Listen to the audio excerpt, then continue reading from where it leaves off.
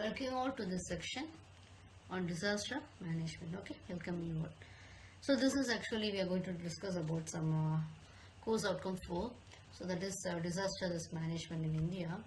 So we are going to see what are the hazard and vulnerability profile of India. See, normally in the coastal states, in the east coast and Gujarat and west coast are more vulnerable to cyclones, and this is an estimation that has been taken. And 4 crore hectares are most prone to cyclones, and also 68% it has been land is being vulnerable to drought.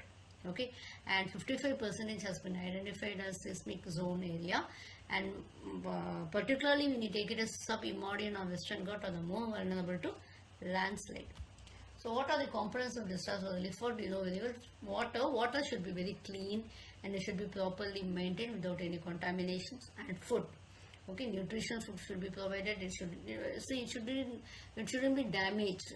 Okay, that is also the essential. It should be properly covered, and sanitation and hygiene. So there should be proper facilities for sanitation and hygiene, because normally after a disaster you may expect a disease or a pandemic, or can make an outbreak of any other diseases. So we have to be very careful. Sheltering has to be provided to the people. Okay, so they have to have a shelter from the hot sun, rainfall and everything else. And health, regarding health, those who are being wounded should be given the first aid treatment, and everyone they should have the general health also should be taken into account. Waste management is actually water is waste, everything has to be disposed, even the human bodies, everything else has to be disposed. So what institutional arrangements we do have is national level also we do have a National Crisis Management Committee.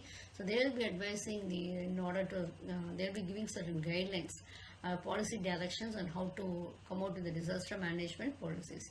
In state level we do have a state level crisis management committee, and they will be formulating the policies and guidelines for managing the natural disasters in the states.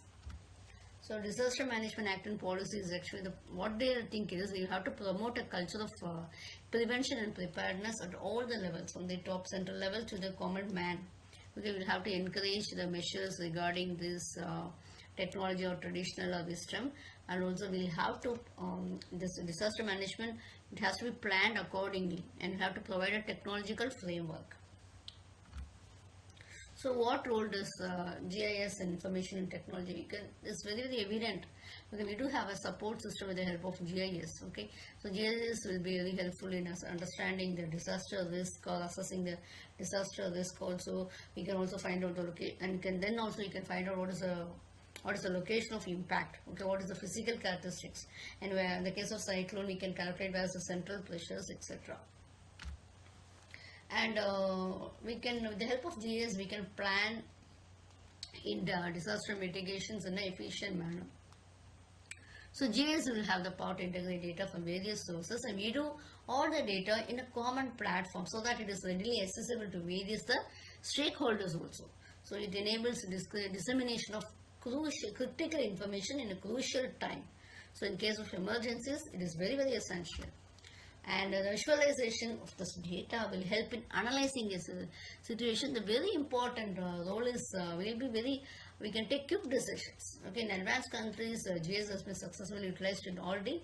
It has been used in all the phases of disaster management. So what is disaster damage assessment is actually after a disaster is being done, disaster has occurred, we'll have to take the assessment. So because based on this, we'll have to give what has been needed to the particular set of people will be calculated only by the disaster damage assessment.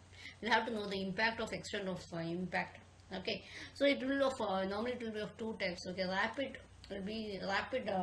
damage assessment. So it will be done within the hours or within 48 hours. We'll have to do, so what is needed for the people at that time, food or shelter, where they are located, whether they are safe, and how many of them have died or missing.